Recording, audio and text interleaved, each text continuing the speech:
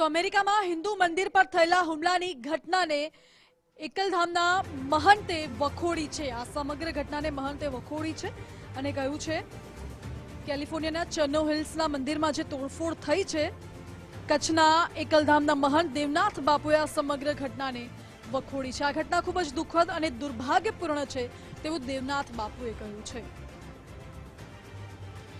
છે કે આવા તત્વો સામે સખત પગલાં ભરીને તેમને કડકમાં કડક સજા થવી જોઈએ તેવી પણ માંગ કરી છે।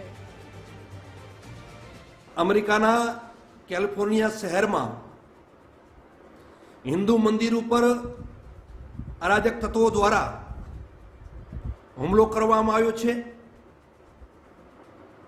તે ખૂબ જ દુઃખદ અને દુર્ભાગ્યપૂર્ણ છે। આવા તત્વોને કચડી નાખવા જોઈએ।